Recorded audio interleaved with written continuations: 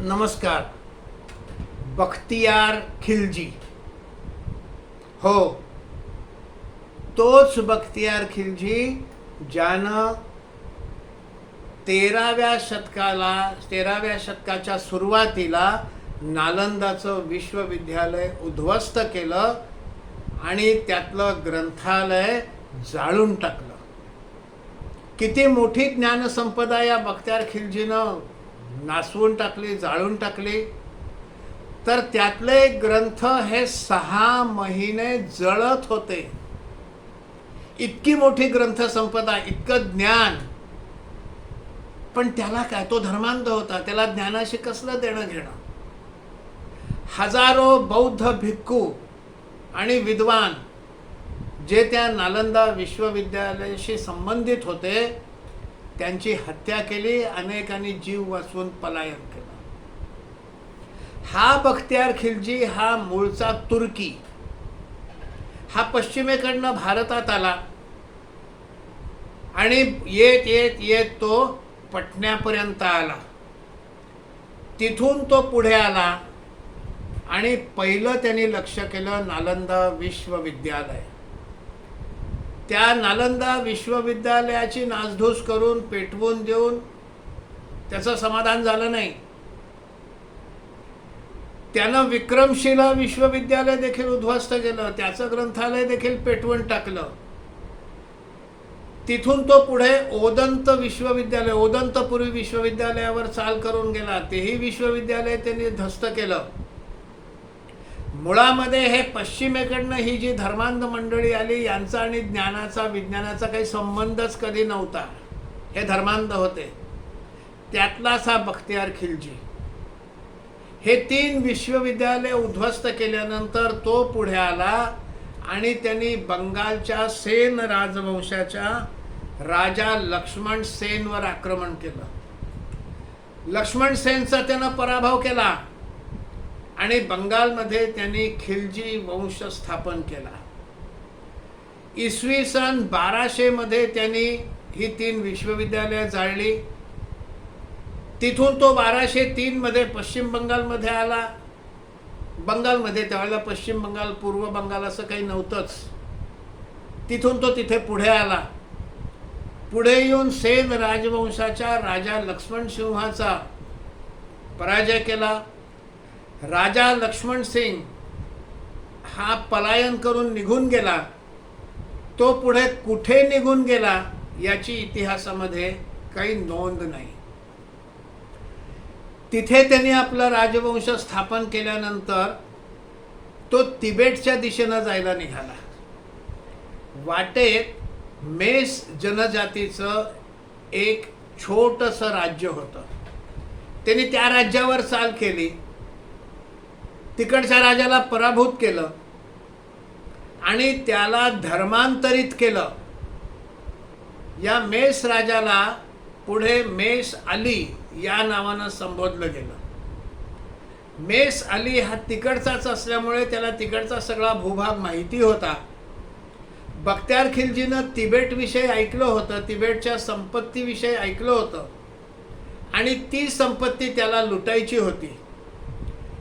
तिबेटला जायचं तर कामरूपमधनं जावं लागेल आणि त्यावेळेला कामरूपचा राजा होता राजा पृथू. आता या राजा पृथूशी लढाई करायला लागू नये म्हणून यांनी कामरूप राज्याचं सीमा टाळून तो दुसऱ्या मार्गाने तिबेटकडे गेला. पण हे पावसाळ्याच्या सुरुवातीला गेला. त्याला हे नाही लक्षात आलं की पावसाळा आला की आसाम, बंगाल, त्या सगळ्या उत्तर बंगाल, आसाममध्ये कशा प्रकारची परिस्थिती होते याची त्याला कल्पना नव्हती. जाताना तर तो तिबेटच्या दिशेनं गेला. तिबेटमधल्या अनेक छोट्या मोठ्या जनजातीय राजांनी देखील त्याचं आक्रमण परतावून लावलं. ह्या सगळ्या मंडळींना पावसाळ्याची सवय होती. यांना माहिती होतं पावसाळा कसा असतो. बख्तियार खिलजीलाच माहिती नव्हतं. त्यामुळे या सगळ्या तिबेटी राजांकडून भरपूर मार खाऊन तो आला. पण जेव्हा आला तेव्हा त्याची परिस्थिती अशी होती की ज्या रस्त्यानं तो गेला त्या रस्त्यानं परत येण्यासारखी त्याची परिस्थिती नव्हती. मग त्याला यावं लागलं पृथूच्या राज्यामधनं. हा आतमध्ये येतोय हे आसामचा राजा पृथू. याला लक्षात आलं हा बख्तियार खिलजी काय काय करतोय हेही त्याला माहिती पडलं होतं. त्याने 3 विश्वविद्यालय उद्ध्वस्त केली हेही त्याला माहिती पडलं होतं. आणि त्यामुळे त्यांनी विचार केला की हा येतोच आहे तर येऊन द्या, याला याच्या गुन्ह्यांची शिक्षा नक्की देऊ आपण. आणि मग तो आला, त्याला पुरेसं आतमध्ये येऊन दिलं. त्यावेळेला ह्या पृथूचं जे राज्य होतं हे कामरूप, जलपाईगुडी आणि आत्ता आसाममध्ये असलेल्या पश्चिम बांगलादेशमध्ये असलेलं रंगपूर एवढा मोठा त्याचा राज्याचा विस्तार होता. ह्याला पुरेसा आतमध्ये येऊन दिल्यानंतर पृथू राजाच्या सैन्यानं बख्तियार खिलजीवर आक्रमण केलं.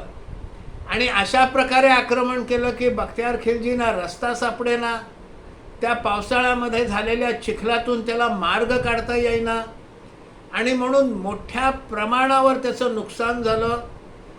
त्याचे कित्येक सैनिक हे पृथ्वीराजानं युद्धबंदी बनवले आणि बख्तियार खिलजी कसा बसा पळाला. पुढे तीस्ता नदी लागते जी उत्तर बंगालमधनं वाहते आणि येऊन ब्रह्मपुत्रेला मिळते.